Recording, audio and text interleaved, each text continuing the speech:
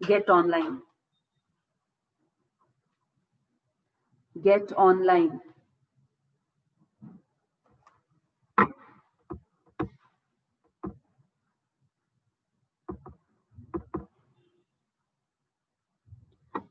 बेटा जो आप लिख रहे हैं इसका हम आंसर नहीं करेंगे, ये आपका घर के लिए असाइनमेंट है। जो भी आपने 5 क्वेश्चंस लिखे हैं, हम तो अब लीगल प्रिंसिपल्स डिस्कस करेंगे, ये आपने कल कर कर लाने हैं, बिकॉज आपको लीगल रीजनिंग अप्लाई करनी है। हम सारा लीगल रीजनिंग करेंगे विद केस लॉस।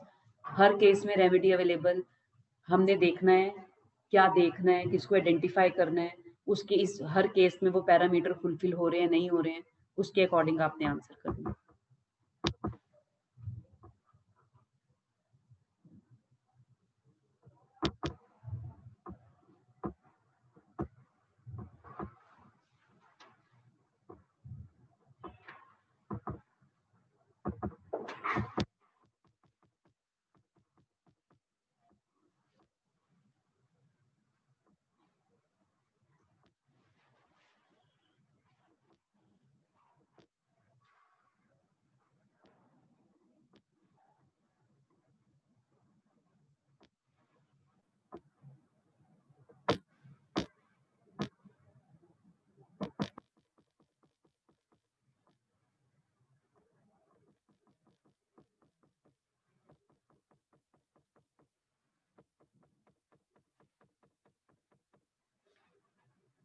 बेटा ये आपके लिए बड़ा इंपॉर्टेंट है। लॉ का ना बड़ा क्लोज रिलेशन है लॉजिक के साथ।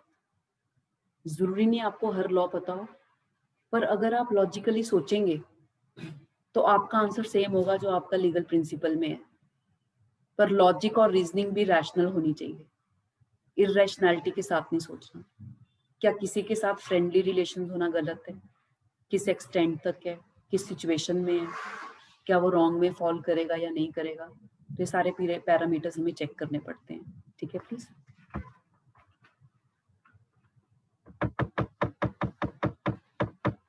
सौरभ बताना बेटा कहां तक लिखा है आपने? After expiry of 1 year period. Husband filed, husband filed petition of divorce, ये लिखवा है ना बेटा, petition of divorce under section 13(1)(a), under section 13(1)(a।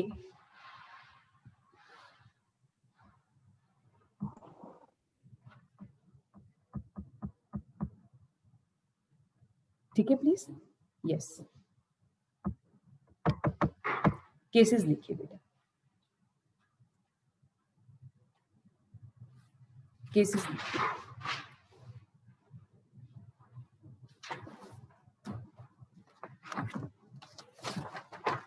Cases लिखिए।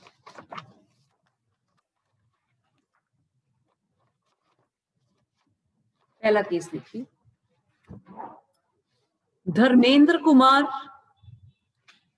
Dharmendra Kumar versus Usha Kumar, Dharmendra Kumar versus Usha Kumar, AIR,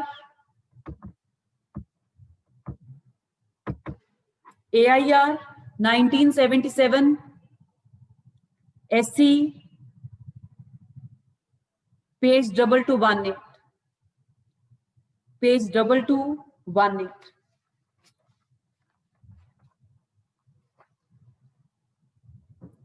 second case लिखिए, Hirachand, Hirachand Shrinivas, Hirachand Shrinivas Managaonkar, MANAGAONKAR, Hirachand Shrinivas Managaonkar versus Sunanda, versus Sunanda, AIR 2001, SC page 1285, page 1285। Next लिखिए third case, Ajit Kumar, AJITH M.Ajit Kumar versus K.Jija, JEEJ, K.Jija, AIR 2009, Kerala, KER, page 100, page 100, page 100। हाँ जी, जो पहला case है Dharmendra Kumar versus Usha Kumar,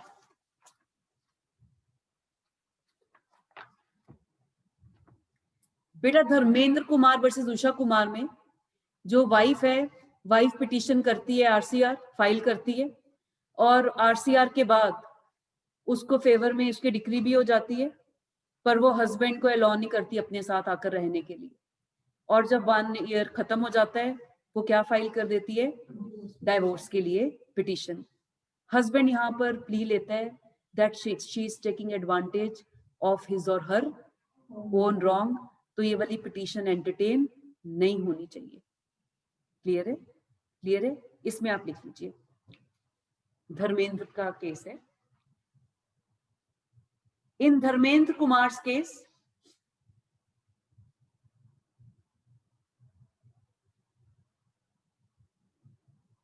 wife obtained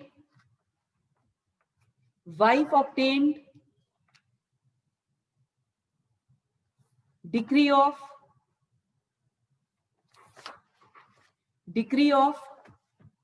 RCR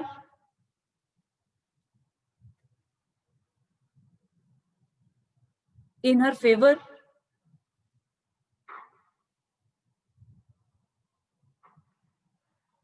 and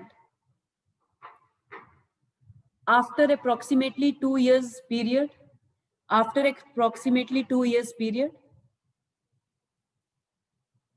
she filed petition for dissolution of marriage.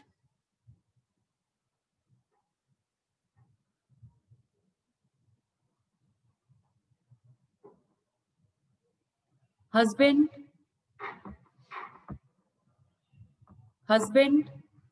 here took objection that the wife is taking advantage of her own wrong. But husband's plea was rejected by additional district judge.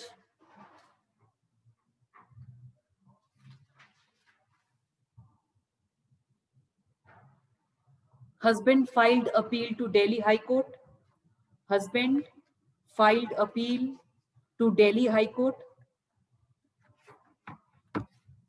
Which was also dismissed.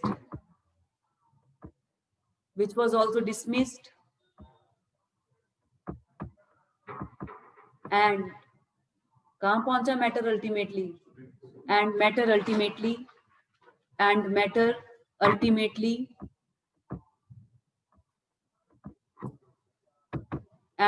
ultimately reached Supreme Court. Here Supreme Court discussed the issue whether non-compliance with the decree of RCR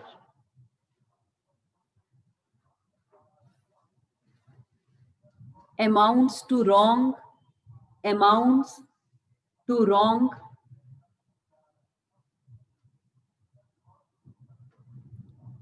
under section 23(1)(a).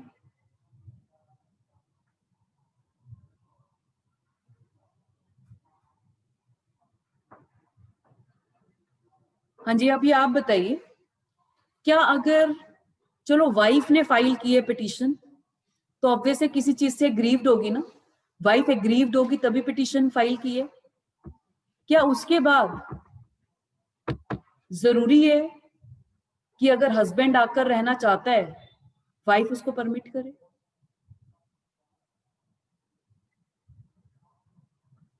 Shifali बता बेटा, इसका answer बता। Ma'am RCR डालने का ma'am motive यही होता है कि वाइफ कहीं ना कहीं अपनी मैरिज को सेव करना चाह रही थी इन दिस केस। पर बेटा क्या वाइफ के मन में ग्रजेस नहीं होंगे कि एक दूसरा स्पाउस जो हस्बैंड है विदाउट रीजनेबल कॉज उसकी सोसाइटी से विड्रॉ कर गया?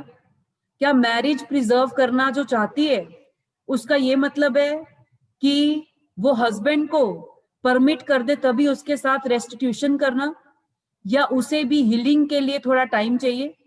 अगर हम प्लीज, ये बड़ा इंपॉर्टेंट है, मैरिटल रिलेशंस को हम मैकेनिकल एप्लीकेशंस नहीं देते प्रोविजंस की। हमें देखना पड़ता है ह्यूमन बिहेवियर, ह्यूमन इमोशंस कैसे ये वर्क करते हैं, क्या सिचुएशंस फेस हो सकता है कि एक स्पाउस फेस कर रहा हो, इन सबको ध्यान में रखते हुए कोर्ट किसी भी प्रोविजन को इंटरप्रेट करता है। अब आप मुझे बताइए, क्या वाइफ अगर हस्बैंड को उसने एक बार आने से मना कर दिया तो क्या ये रॉन्ग हो जाएगा 23(1)(a) के अंडर? ये है मेन क्वेश्चन। क्वेश्चन क्लियर है ना बेटा? बेटा तुझको क्वेश्चन क्लियर है ना? क्वेश्चन मैंने ये है कि वाइफ ने आरसीआर की डिग्री ली, उसके बाद हस्बैंड को उसने परमिट नहीं किया अपने साथ आकर रहने देना, तो क्या अगर वाइफ डाइवोर्स की पिटीशन फाइल कर रही है तो वो क्या रॉन्ग है? क्या वो रॉन्ग डूअर है? रॉन्ग डूअर कैसे कि 23(1)(a) में लिखा है ना कि no one should take advantage of his और ओन रॉन्ग। क्या हस्बैंड को परमिट ना करने देना क्या ये रॉन्ग है? मैम ये कहीं ना कहीं मैम कहीं ना Yes. कहीं वाइफ एडवांटेज तो ले रही है ना रोंग का। क्या रॉन्ग वो किए उसने बेटा उसने? मैम पहले तो उसने देखो मैम आरसीआर डाला कि वो मैं अपनी वो शादी बचाना चाहती है, ठीक है। मैं फिर वो परमिट भी नहीं कर रही हस्बैंड को अपने साथ मैम रहने के लिए। मैम उसका रॉन्ग ये है कि वो सेक्शन 9 का गलत इस्तेमाल करके डाइवोर्स लेना चाहती है। नहीं पर बेटा ग्राउंड क्रिएट It is क्या no उस moral wrong. क्या It is no moral. Okay Saurabh, मैं आपसे क्वेश्चन पूछ रही हूँ, क्या उसके पार्ट पर कोई ऐसा कंडक्ट है जिसकी वजह से हस्बैंड की साइड से इम्पॉसिबल हो गया कि वो अब कोशिश नहीं कर सकता उसके साथ आकर रेस्टिट्यूट करने की? मैम लीगली तो वो रॉन्ग ही है ना wife. Her rejection to not to let husband live with her. हाँ लीगली तो वो गलत है ना वाइफ इसमें। बेटा इसमें बड़ा इंपॉर्टेंट है, अगर सिर्फ non compliance with the decree of RCR है वो रॉन्ग नहीं होता। वो कब रॉन्ग होगा? अगर वाइफ के पार्ट पर, ये भी जरूरी नहीं है कि कोर्ट ने डाइवोर्स देना ही देना है, वो तो कोर्ट देखेगी देना है या नहीं देना, पर सुप्रीम कोर्ट के पास जो क्वेश्चन गया वो ये था क्या ये रॉन्ग है? अब इसमें आप देखिए, जो हम पैरामीटर अप्लाई करते हैं डिक्री ऑफ आरसीआर के बाद, दोनों ही स्पाउसेस ने अपने आप को ऐसी कंडीशन में रखना है कि दोनों में से कोई भी आकर अगर मैरिज को रेस्टिट्यूट करना चाहे तो वो कर सके। हस्बैंड एक बार आया, वाइफ ने उसे परमिट नहीं किया, लॉ कहता है ये रॉन्ग नहीं है। रॉन्ग कब होगा? अगर वाइफ ने दूसरे आदमी को अपने साथ रहने के लिए बुला लिया, उसके बाद हस्बैंड के एफर्ट्स पर एक फुल स्टॉप लग गया, अब वो इम्पॉसिबल हो गया उसके लिए रेस्टिट्यूट करना।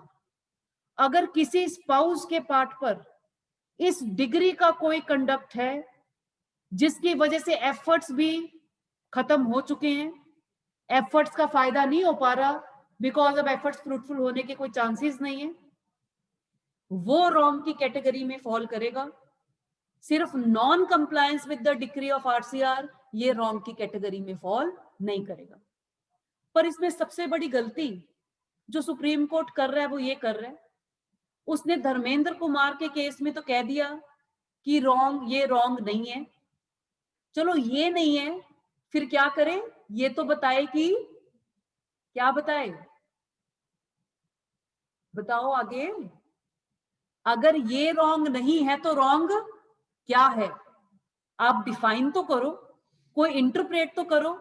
आपने तो क्वेश्चन मार्क को क्वेश्चन मार्क लगाकर ही भेज दिया अपने, जब आपने एसएलपी को डिसाइड किया आपने ये तो कह दिया non compliance with the decree of RCR does not amount to wrong.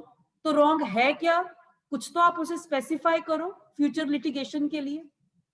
फिर 2001 में ये हीराचंद श्रीनिवास का जो केस था, ये भी मैटर पहुंचा सुप्रीम कोर्ट में, और यहां पर उन्होंने कहा कि जो धर्मेंद्र कुमार के केस में हमने कहा है वो सिर्फ उसी केस पर अप्लाई करता है, वो कि जनरल रूल लेट डाउन नहीं किया हमने। पर ये है कि उसमें भी उन्होंने रीजनिंग दी है बेटा कि कैसे उन्होंने इंटरप्रेट की है। फिर 2001 में सुप्रीम कोर्ट ने कहा कि अगर कंडीशन फुलफिल होती भी है तो जरूरी नहीं है कि कोर्ट आपको डाइवोर्स दे देगा। कोर्ट तो अपना जुडिशियल माइंड अप्लाई करेगा कि डाइवोर्स देना भी चाहिए या नहीं देना चाहिए। उन्होंने ये सब तो बता दिया, पर फिर से ये नहीं, क्या नहीं बताया, रॉन्ग है क्या, कि रॉन्ग किसको कहेंगे जब 13(1)A में पिटीशन फाइल नहीं एंटरटेन होनी चाहिए। बेटा उसके बाद केरला हाई कोर्ट ने ऊपर के दोनों जुडिशियल प्रेसिडेंट्स को डिस्कस करते हुए उन्होंने कुछ हद तक आइडेंटिफाई करने की कोशिश की है कि हम किसको रॉन्ग डूअर बोलेंगे और कब पिटीशन एंटरटेन होगी और कब नहीं होगी। क्लियर है प्लीज? यस। अब आपको थोड़ा सा लिखना ही पड़ेगा बिकॉज ये किसी जजमेंट में अब आपको सिनॉप्टिक फॉर्म में नहीं मिलेगा। स्टार्ट कीजिए।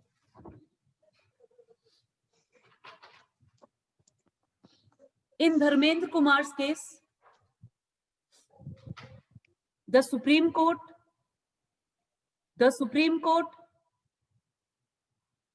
made the following observations.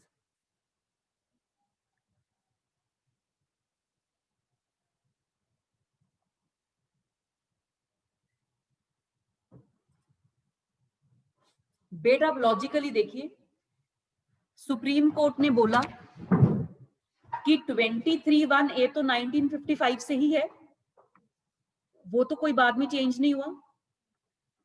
13(1)A में इधर वर्ड ऐड हुए, ठीक है ना, बाद में ऐड हुए। अगर हमने इसको इंटरप्रिटेशन दिया क्योंकि वाइफ ने परमिट नहीं किया हस्बैंड को आकर रहने देना अपने साथ, तो वो फाइल नहीं कर सकती पिटीशन। अगर हमने इसको ऐसा इंटरप्रिटेशन दिया तो 1964 के अमेंडमेंट का पर्पस रिडंडेंट हो जाएगा।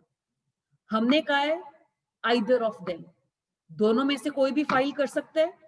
तो उन्होंने कहा सिर्फ आकर ना रहना या उसे परमिट ना करना, non compliance will not amount to wrong.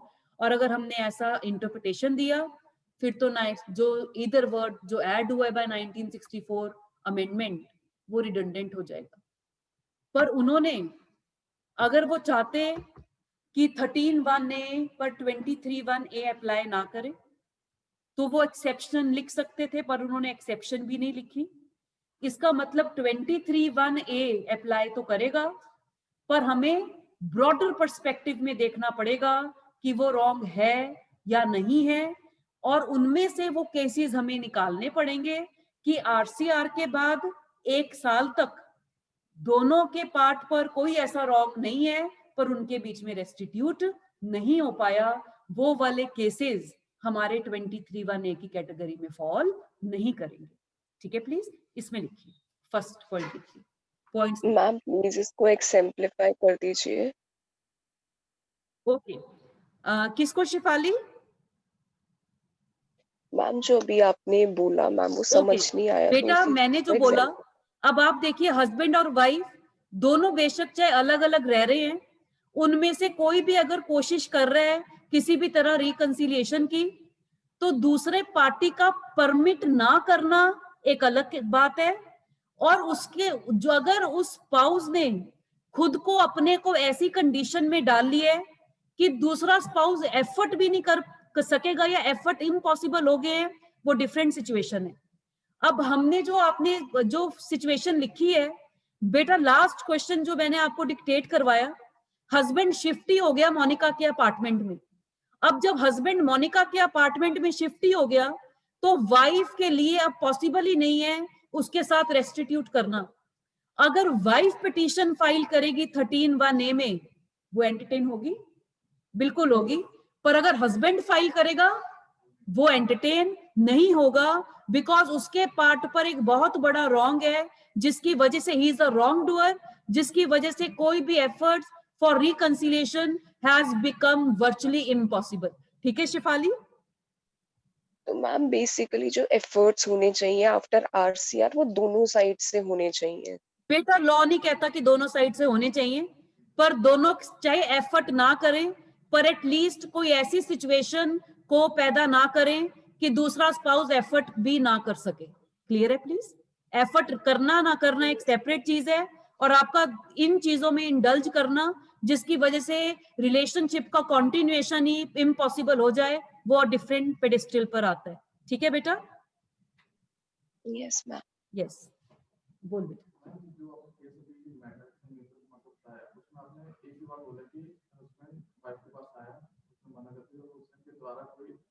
Yes,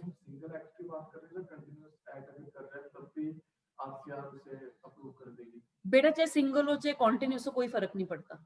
अगर दोनों में से कोई भी नहीं कर रहा तब भी फर्क नहीं पड़ता, बिकॉज हम कहते हैं मैरिज हैज ब्रोकन डाउन। पर अगर कोई मैरिज हैज ब्रोकन डाउन का मतलब सेचुरेशन पॉइंट आ चुके हैं, दोनों ही ये मान चुके हैं कि we are not able to live together, we can not live together. पर अगर दोनों में से कोई ऐसी सिचुएशन में खुद को डाल रहा है कि मैरिज के कंटिन्यूएशन का कोई चांस ही नहीं है, इसका मतलब उसका कोई इंटेंशन ही नहीं है मैरिज को आगे कंटिन्यू करने का।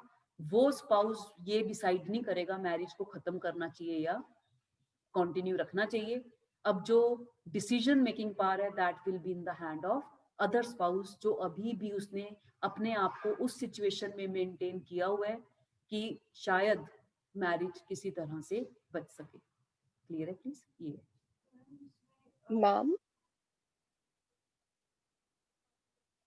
मैम जो क्वेश्चन अभी क्लास में पूछा, रॉन्ग डूअर नहीं होना चाहिए। और रॉन्ग डूअर को हम ये नहीं कह रहे हैं कि परमिट नहीं किया। रॉन्ग डूअर का मतलब जो हस्बैंड एंड वाइफ हैं, चाहे अलग अलग रहे, पर दोनों ने ऐसा अपने उनका कंडक्ट होना चाहिए कि उनमें से अगर कोई भी साथ रहने की कोशिश करना चाहता हो वो कर सके। आपने वो पॉसिबिलिटी को हमेशा मेंटेन करना है। अगर आपने उस पॉसिबिलिटी को खत्म कर दिया है, आप पिटिशनर नहीं हो सकते 13(1)(a) के लिए, बिकॉज अब आप रॉन्ग डूअर हो चुकी है। ठीक है? हाँ, अब बोल बेटा, क्या पूछ रहे थे आप? Ma'am actually I was saying कि जो मैम क्वेश्चंस क्लास में पूछे हैं मैम वो रिपीट कर दिया कीजिए, क्योंकि मैम कई बार क्वेश्चन सुनाई नहीं देते हैं। ओके बेटा, वो तो क्लास में मैं पूछ रही हूँ आपसे। नो मैम, जो किसी स्टूडेंट ने आई गेस पूछे थे मेरे अच्छा, बाद, ओके मैम मुझे क्वेश्चन ओके ओके, सुनाई ठीक नहीं है दिया बेटा, था। ठीक है बेटा, मैं रिपीट कर दिया करूंगी। ठीक है बेटा, इसमें पॉइंट्स लिखो बेटा, पॉइंट्स। फर्स्ट पॉइंट लिखिए, मेयर नॉन कंप्लायंस। कई बार बेटा आपको क्वेश्चन आया हुआ है, discuss the parameters laid down by supreme court. तो ये पैरामीटर्स कह लो या कुछ भी कह लो, सब सेम ही है। हाँ जी, इसमें लिख लीजिए, mayor non compliance with the decree of RCR does not constitute a wrong, does not constitute a wrong within meaning of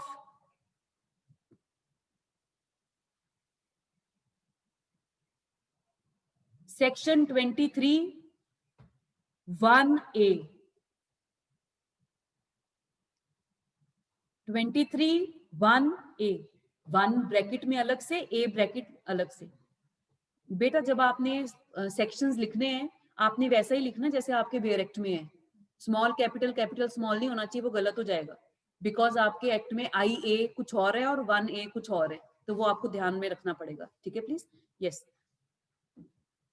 section continuation में लिखिए, section 23 existed, section 23 existed in the statute book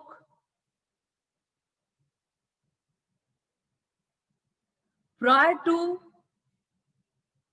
to insertion of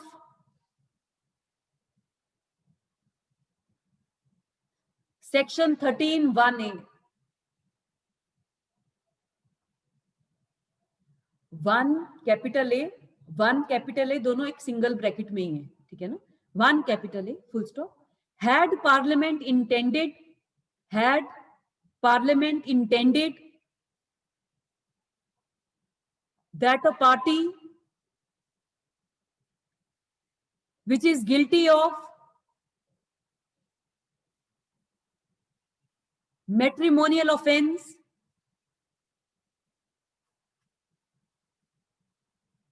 and against whom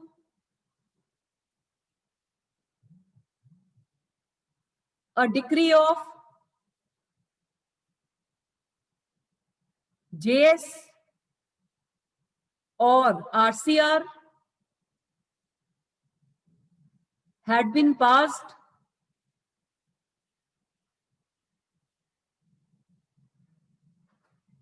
was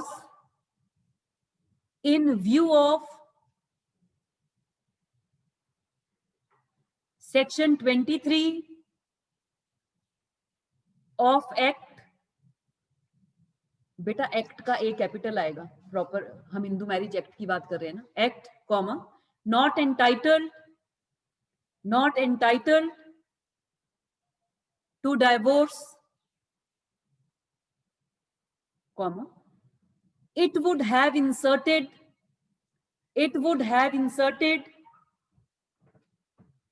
an exception to Section 13(1)(a).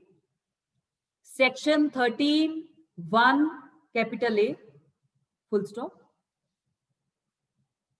With such exception, अगर ये exception बना देता फिर तो 1964 की amendment का तो कोई फायदा नहीं होना था, सिचुएशन वही होनी थी जो 1955 में थी. With such exception, amendment made in 1964 would virtually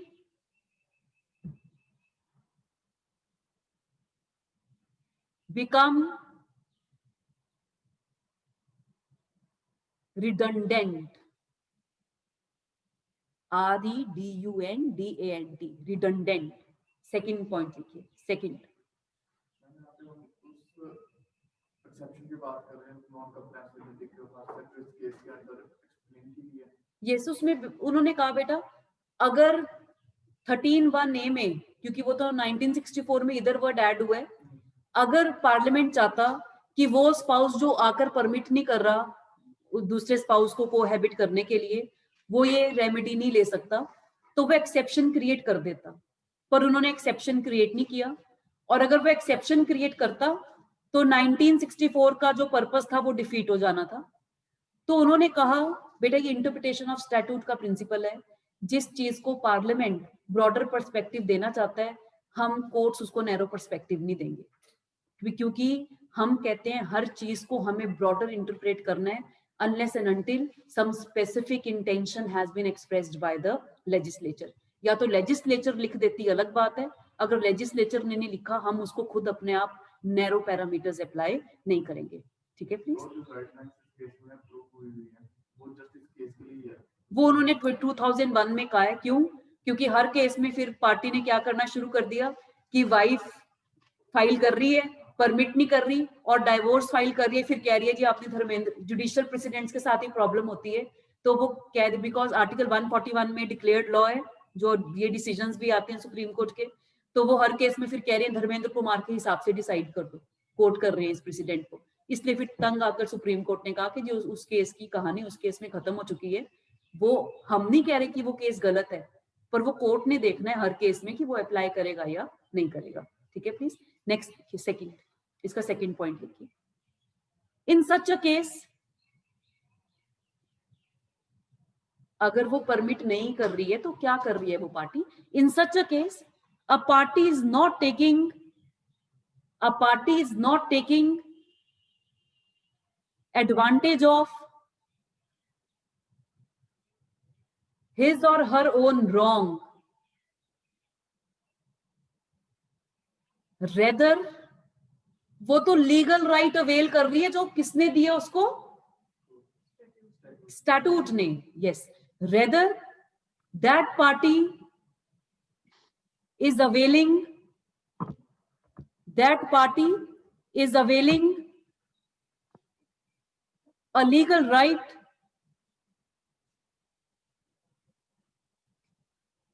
vested by the statute. कब एग्री हुआ है, राइट कब एग्री हुआ है 13(1)(a) का, राइट कब, 1964 लीगल राइट कब मिला है 1964, सॉरी मैं कह रही हूँ 13(1)(a) का लीगल राइट पार्टी को कब मिला है, जब, ठीक है 1 साल तक जब कंप्लायंस नहीं हुआ. क्या लिखे अखिल, एक बार रीड करना.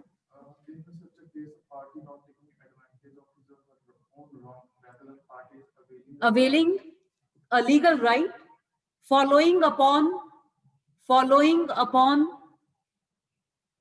the passing of the decree,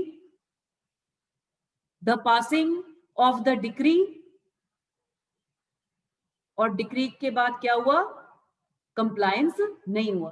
passing of the decree and failure of parties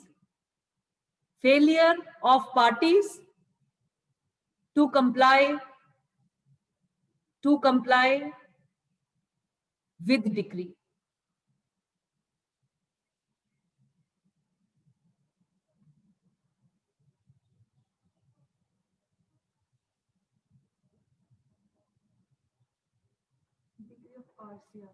Yes. बेटा जुडिशियल सेपरेशन भी हो सकती है 13(1)(a) में, तो दोनों है ना. थर्ड लिखो बेटा, third. In order to be a wrong within meaning of section 23(1)(a), comma, the conduct alleged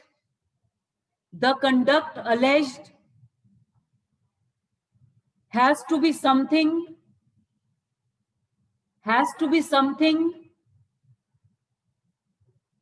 more than mere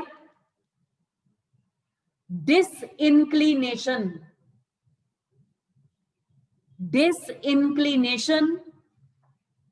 to agree, रुझाव ना होना, disinclination to agree to an offer of reunion.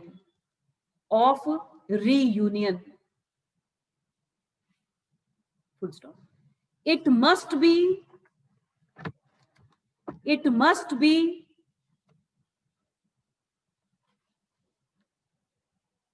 misconduct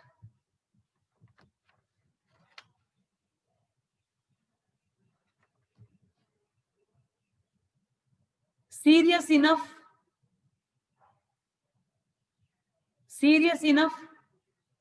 to justify denial of the relief to which husband or the wife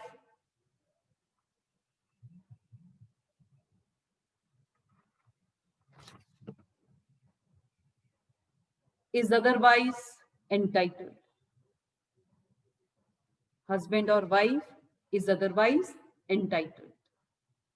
conclusion लिखिए इस discussion का. धर्मेंद्र कुमार के case से हमने क्या इसका कंक्लूड किया. Thus it would not be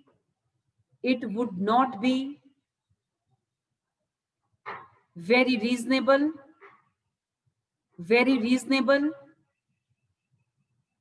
to think that the relief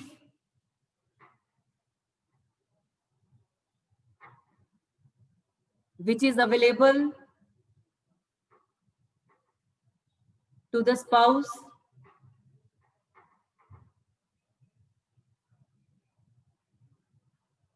against whom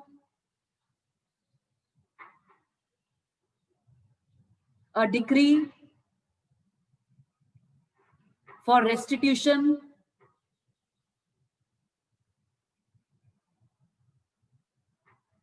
has been passed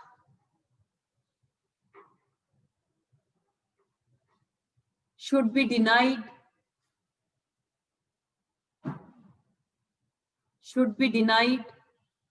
to the one who does not insist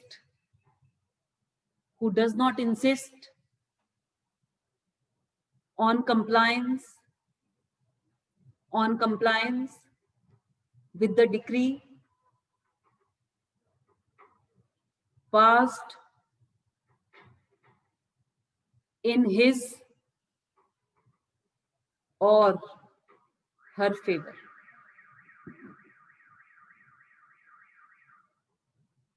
ठीक है बेटा, यहाँ से हम कल कंटिन्यू करेंगे। अभी आपने आज जो क्वेश्चंस लिखे हैं वो आप रीड कर लेना। अभी आप उसका आंसर नहीं कर पाएंगे बिकॉज लीगल प्रिंसिपल्स अभी कंप्लीट नहीं हुए, तो आप फिर कल आंसर करेंगे उन सब क्वेश्चंस का। ठीक है प्लीज बेटा, यहाँ पर हम लेक्चर ओवर कर रहे हैं, कोई डाउट है तो पूछिए।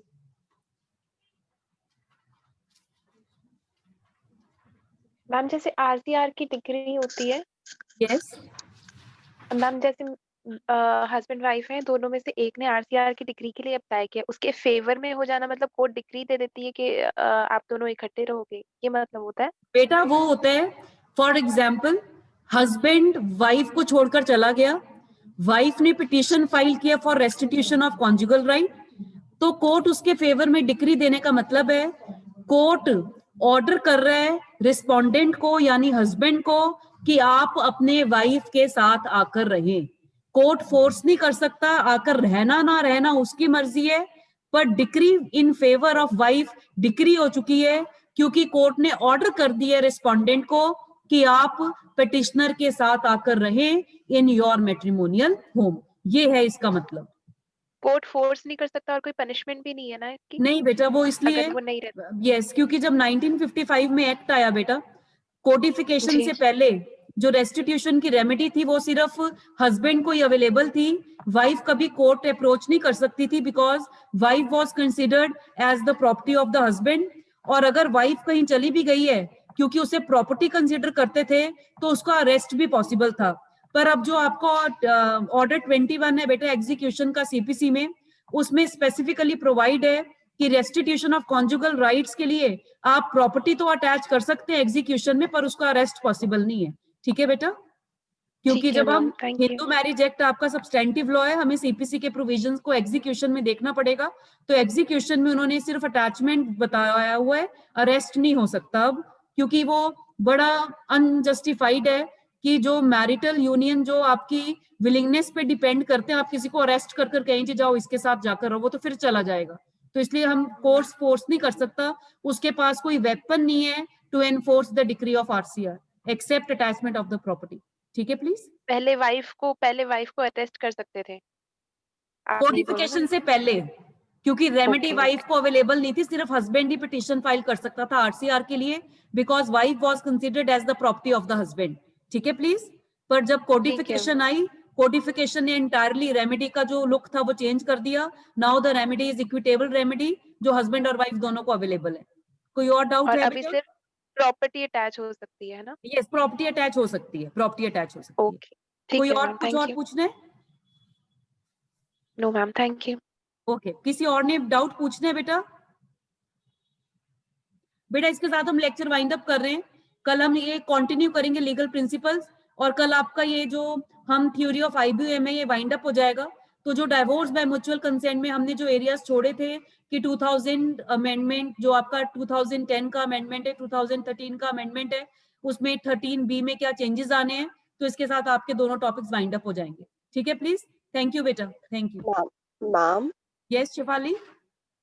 मैम एक वो वाला टॉपिक रहता है कि मैम स्पेसिफिक परफॉर्मेंस हो सकता है कि नहीं हो सकता। यस शिफाली, इसको हम कल डील करेंगे, इसको पक्का हम कल डील करेंगे। ठीक है बेटा, मेरे माइंड में रहे, आज ही मैं रखूंगी और इसको कल हम डिस्कस करेंगे। ठीक है please. Okay ma'am, yes ma'am.